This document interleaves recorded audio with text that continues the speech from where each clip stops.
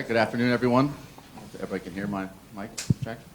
We will begin with some short remarks from Joe and Chris, and then I'll open it up to questions for everyone. Just please raise your hand, and I'll call on you for the question. To begin, Avalanche President of Hockey Operations, Joe Sakic. Thanks, Brendan. Yeah, it was a huge day for our organization. I'm really happy for Chris here.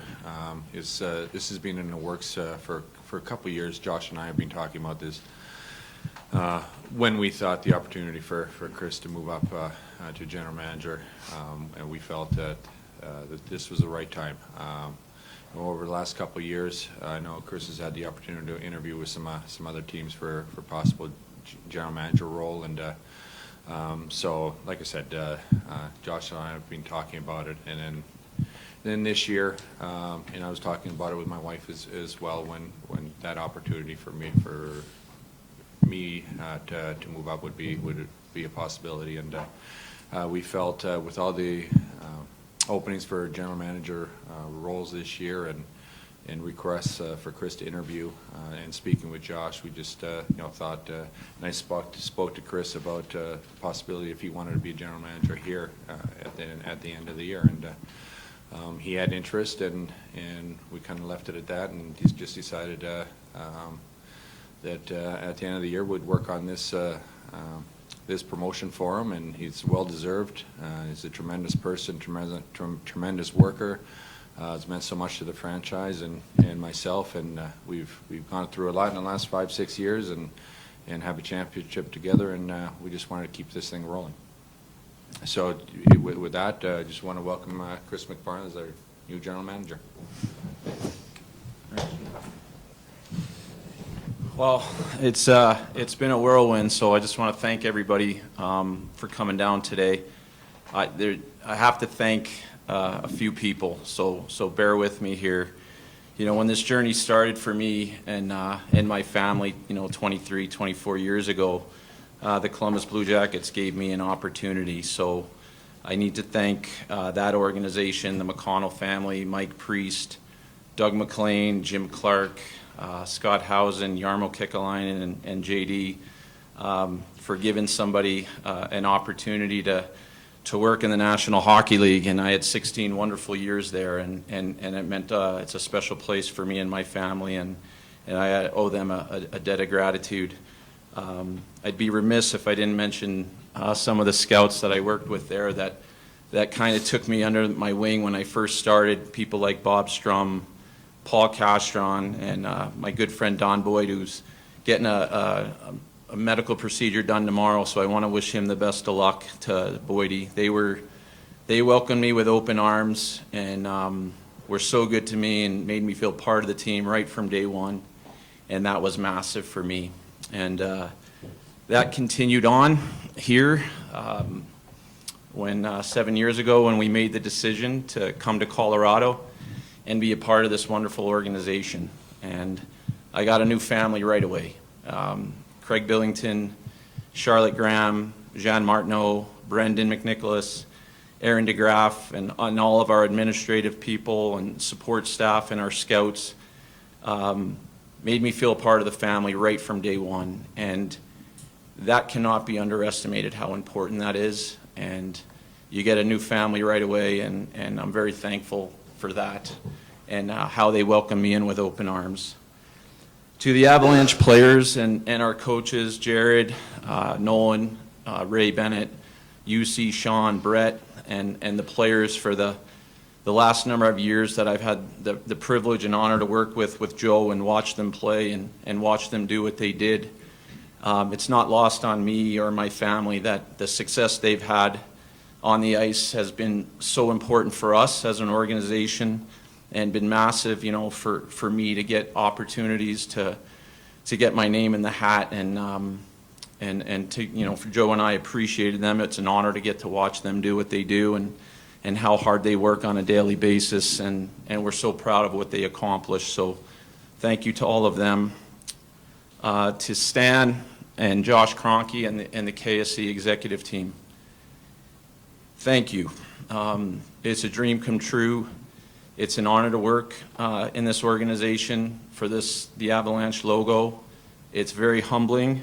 It's I'm so proud to be a part of this organization. And Joe has always said, and he lived it in the locker room. It starts at the top. It may sound cliche, but they've been there for us from day one. If we asked for something or needed their support, it was always yes. What can we do? How can we help? And that goes so far, and that's on and off the ice. So I'm very humbled for them and their support, and they stuck by us, 4 or 5 years ago when we had that tough year, and believed in us. And that's never been lost on me, Joe, I know, and our families, and so proud to continue to stay on here. So thank you to the Cronkies and the KSC executive team. Whew. To my family, Jake, Kara, Gavin, and Sawyer have been there supporting me, unwavering support. They become the biggest Blue Jacket fans. We were there, and the second we decided to come to Colorado, it became the biggest Avalanche fans. Our players, our team, they live and die with us, as Joe's family does, and Billers and our coaches. They become the biggest fans in the world at both. They want to see us do well, but the team as well, and that means so much. To my wife, Chan, this is not possible without her. I can't even look at her right now, but she's been the GM, the AGM, the nutritionist, the strength coach, the head of team services for our family for 23 years, allowing me to do what I love to do. And I love you. I feel like Betsy. And last but certainly not least, actually 2 more. This gentleman here, he doesn't need any introduction. Hockey royalty. The Avs logo is Joe Sakic. His on-ice accomplishments don't, everyone knows. 3-time Stanley Cup champion, Conn Smythe winner, deadly wrist shot, as he's been known to say once in a while to the staff. But just a world-class human being and a truly terrific leader, somebody to work for, and an incredible friend. And the thing about Joe is, we went through that tough year 5 years ago, and then we slowly started to chip away at it. And the way he led and continues to lead, it doesn't change. He's so consistent, and you wouldn't know if you walked into our offices 5 years ago after a tough loss and a tough season to when we're in the Stanley Cup Finals. He's the same person with the same demeanor, and that cannot be underestimated. So it's truly an honor to step into the GM chair and continue to work with Joe and remain a part of this organization with him. That was really a crucial part for me. And to Deb, Joe's wife, and the Sakic family, they've welcomed us and been there for us from day one too. Whatever we needed and the support we needed, and that is really crucial. I know my wife and family appreciate that.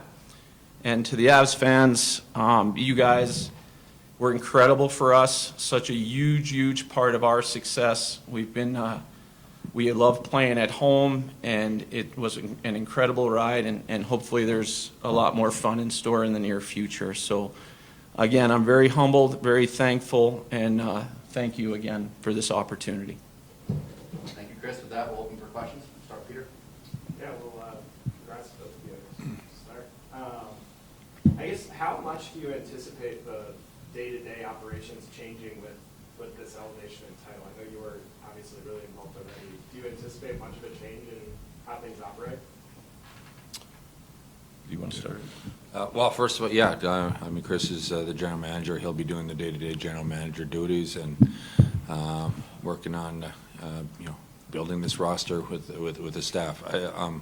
Outside of that, I don't know if it's going to change that much for me, other than I won't be doing the day-to-day GM duties and calling other general managers, but we talk every day. We've talked every day for 5-6 years about hockey and going over things, and we've always done stuff together and with our staff. And So that's still going to continue. Yeah, just to add on, Joe's being nice. I think we talk every day. I text him all the time. He texts me sometimes late at night. I don't know if Deb was too happy about that, but we talk hockey. That's what we do, along with a friendship. But he's there. He's got great ideas too, and we bounce everything off each other. So it's incredible to have continue to work together, and we'll the decisions will bounce things off each other as we normally do. Chris, what did you maybe learn from Joe these last few years that make you feel like you're ready for this position? And Joe, when did you feel like Chris was somebody that could be Jim? I know you said that you guys have been talking about this for a while, but when did you know this guy could make replacements? Well, Joe, I mean, listen, Joe's, like I said, he's one of the best to ever do it. So he knows the game inside out from multiple, lenses that I wasn't a professional player. He was one of the best, so you'd be foolish not to tap into those things, whether it's his thoughts on when those tough years when we had to rebuild and do it and methodically and tap into that. But again, for me, the way he leads, sometimes they might say he's a quiet leader. I don't think he's a quiet leader. I think he's true to what he is, and his demeanor and the way he empowers his staff to do their jobs is incredible. And he's obviously informed, but his temperament is one of his biggest strengths, along with his hockey acumen. And Chris has been ready for quite a while now, in my opinion, and around the league, he's very well respected around the league. There's been a lot of requests to interview Chris, and I know they've gone well all the way back to when we're in the bubble in Edmonton. I think he interviewed with a couple teams there, and so just the reports back, and just every day working with Chris and seeing the respect he gets from the coaching staff and the players and around the league. He's ready for this. He's been ready for this for a number of years, and he deserves this opportunity. And I think from my end, it was an easy decision. Why have someone that you trust so much and someone who works so hard and is dedicated and help create this thing? Well, why let there be an opportunity for him to go somewhere else, and then now you're looking for a replacement when we had the perfect candidate right here all along? And so I'm really happy for Chris, because he's deserved this. He's worked for this for a long time, and our organization is in a great place. Eric? Over the last 5 or 6 years, there's been, maybe it's a coincidence, but there's been a connection with the Columbus Blue Jackets, obviously hiring Jared Bednar a year after he got here, and then signing UFAs like Calvary and Jack Johnson and Murray this year. Just going back to that well, how crucial has that been for you, and how beneficial, and I guess for Joe, how beneficial is it to have someone that you can rely on to ask about these kind of candidates? Well, I'll start by saying that I knew those guys, but they got contracts because of their play. We have a pro scouting staff that's one of their primary duties. So it wasn't just let's bring in Columbus players. That was never part of it. Obviously, I knew them and their character and could talk to Joe about that, and Joe knew them as players as well. So, and Jared was a name that when we had to look at coaches, was certainly a name that was on my radar and Joe's radar too. He had success at every level that he coached at, but ultimately he had to interview with Joe and form a connection with Joe as well. So Bedsy earned that, through his interview process and connection with Joe, and obviously I'm very happy for him, because I had a feeling that he would be successful at the next level when he got that chance. So I think the Columbus thing is no different than Anaheim or Winnipeg or any other team for that matter in the NHL. We're watching all those teams, and if a player we feel is a fit and it makes sense, then we'll make a hockey decision. Pat? First of all, congratulations. One for each of you. For Chris, how do you stay on top? How do you stay on top of the mountain? And for Joe, how difficult is it to stay on top? I mean, as a player, had it twice. Well, Well, obviously, it's difficult. Everybody's, everybody's dream is to win the Stanley Cup, and now we're the Stanley Cup champions. So we're going to get everybody's best game.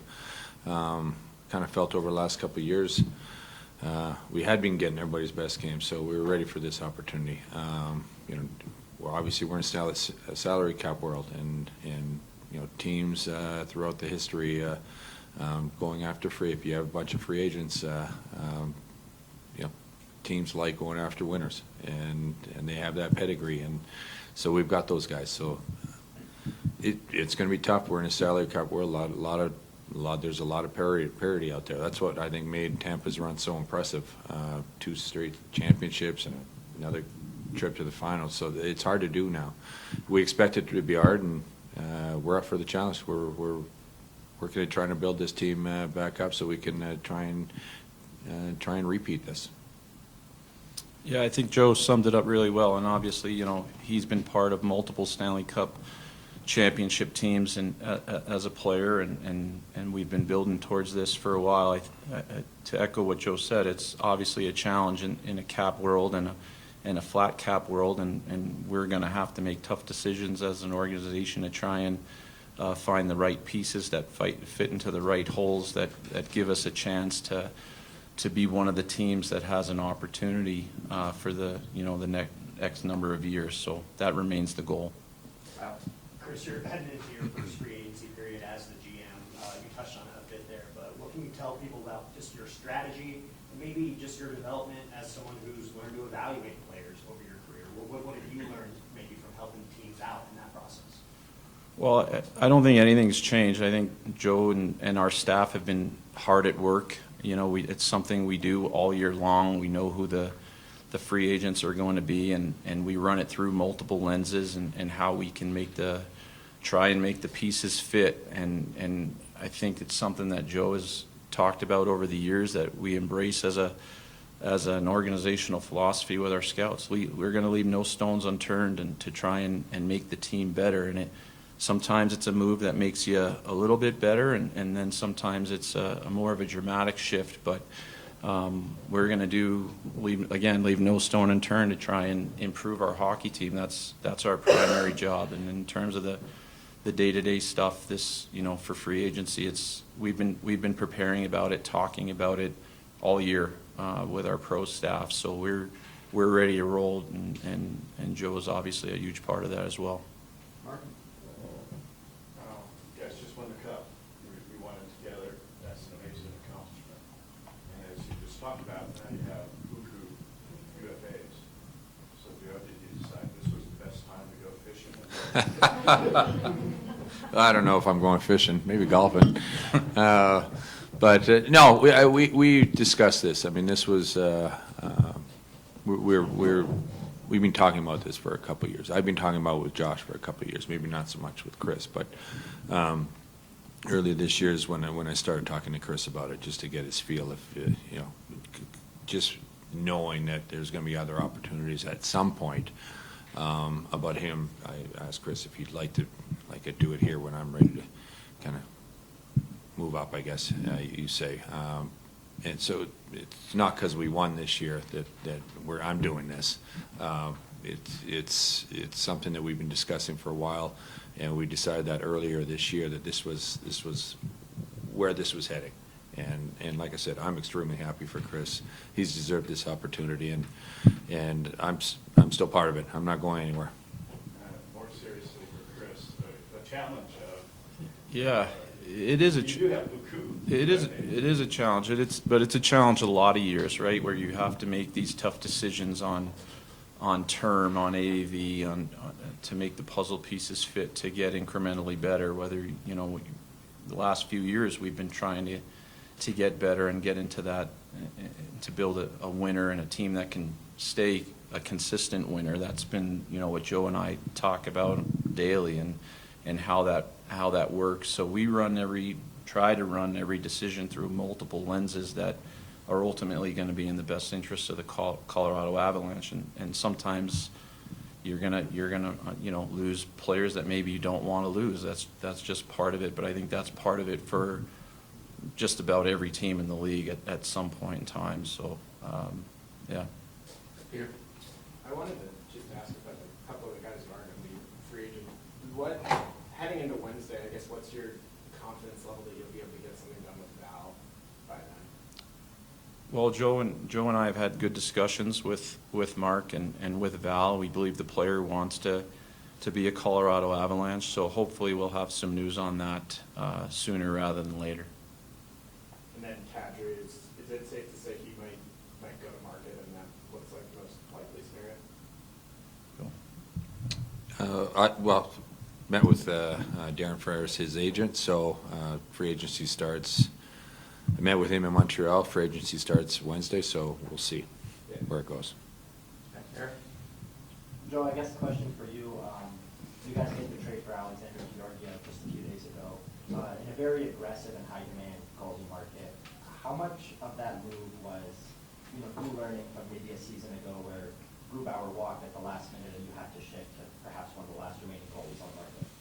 Yeah, we had the shift last year for sure, and we're happy we did. Won a Stanley Cup with Darcy Kemper, but I think this year, we wanted to. I had meetings with Ben Hankinson, Darcy's agent, just to kind of get a feel of where the numbers were going to go.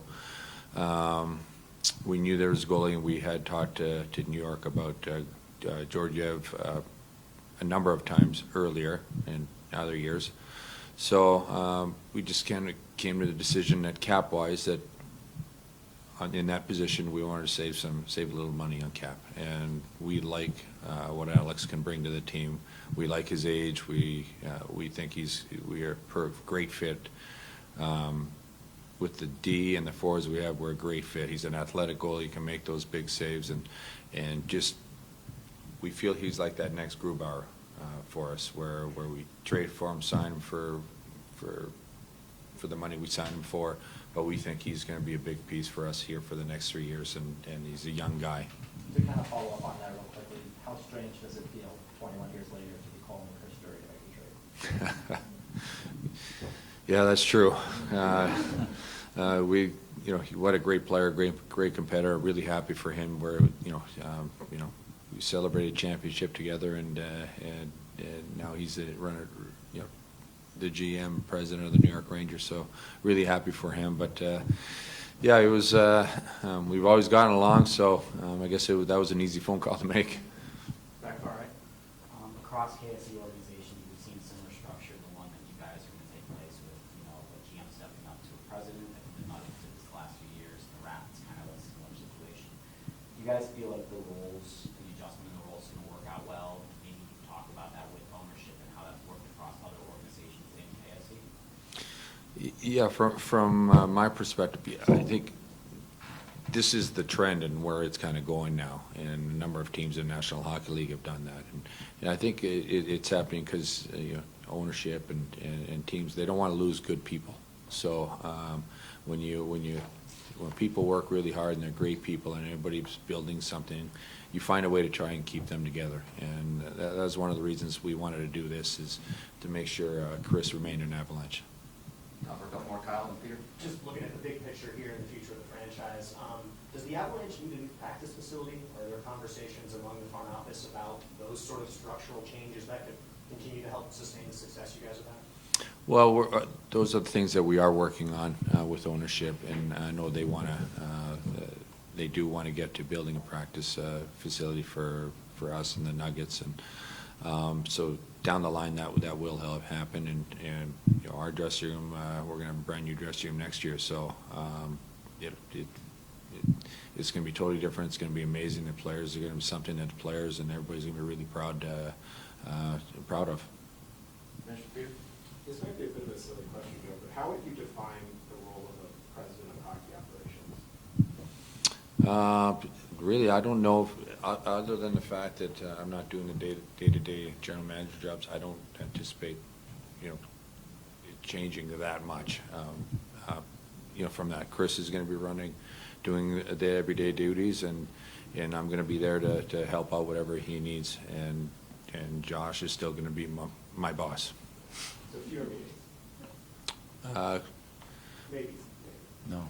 I won't be going to the general manager meetings. I'll miss those. I'll miss those 3 days in Florida, that's, but I might already be there.